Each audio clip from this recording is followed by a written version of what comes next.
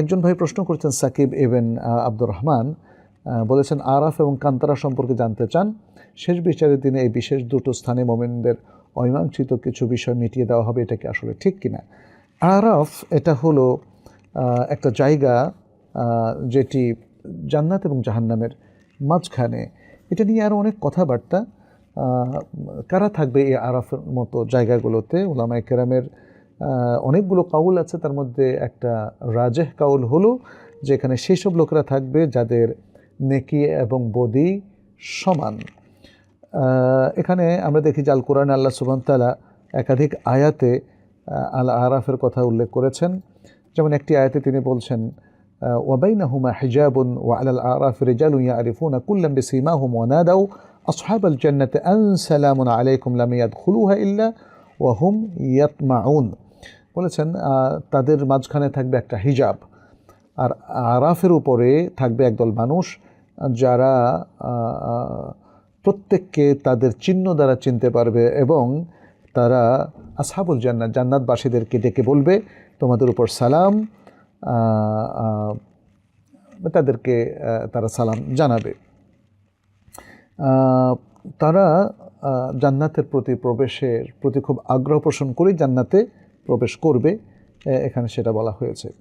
এরপর বলা হয়েছে ওয়াইদা সুরিফাত আবসারুহুম তিলকা আসহাবিন নার, যখন এই আসহাবুল আরাফের দৃষ্টি জাহান্নামবাসীদের প্রতি প্রক্ষেপ করা হবে, ক্বালু রাব্বানা লা তাজআলনা মা'আল কওমিজ যালিমিন, তখন তারা আল্লাহর কাছে আবার দোয়া করবে, আল্লাহ আমাদেরকে এই জালিম কওমের সাথে, জাহান্নামবাসীদের সাথে আমাদেরকে একসাথ করে দিবেন না।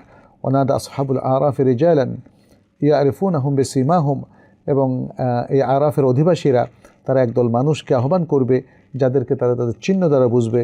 ক্বালু মা আগনা আনকুম জামউকুম ওয়া মা কুনতুম তাস্তাকবিরুন, জাহান্নামবাসীদের কথা বলা হচ্ছে যে তোমাদের এই যে মানে সমষ্টি, এটা তোমাদের কোনোই কাজে আসলো না, এবং তোমরা তো অহংকার করতে।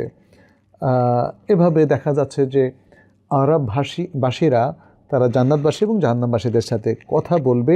এখানে মানে তাদের মধ্যে কিছু মীমাংসা করে দিবে, এমন কথাটা ঠিক এভাবে আসেনি। যদিও কান্তারার কথাটা এসেছে, আমরা যেটা দেখি কান্তারার যে বিষয়টা, এটা সহিহ বুখারীর একটা হাদিস, আবু সাঈদ আল খুদরি রাদিয়াল্লাহু তাআলা আনহু থেকে বর্ণিত। নবী সাল্লাল্লাহু আলাইহি ওয়াসাল্লাম বলেন, ইয়াখলুসুল মুমিনুনা মিনান নার, মুমিনরা জাহান্নাম থেকে তারা মুক্ত হয়ে যাবে।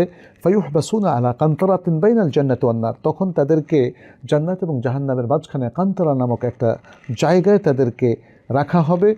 ফায়ুকাসসু লিবা'দিহিম মিন বা'দিন মাযালিমু কানাত বাইনাহুম ফিদ দুনিয়া, যে দুনিয়ায় তাদের একজন আরেকজনের উপর যে জুলুমগুলো করেছে, জুলুমগুলো এই কান্তরা নামক স্থানে এগুলো শোধবোধ করা হবে, কিসাস নেওয়া হবে। হাত্তা ইযা হুযিবু ওয়া নুক্কু উযিনা লাহুম ফি দুখুলিল জান্নাহ, যখন তাদের এই জিনিসটা কমপ্লিট করা হবে এবং সংশোধন করে ফেলা হবে এই মানে আদান প্রদানের মাধ্যমে, জালিম বা জুলুমের এই প্রতিশোধ নেওয়ার মাধ্যমে, তখন তাদেরকে জান্নাতে প্রবেশ করার অনুমতি দেওয়া হবে।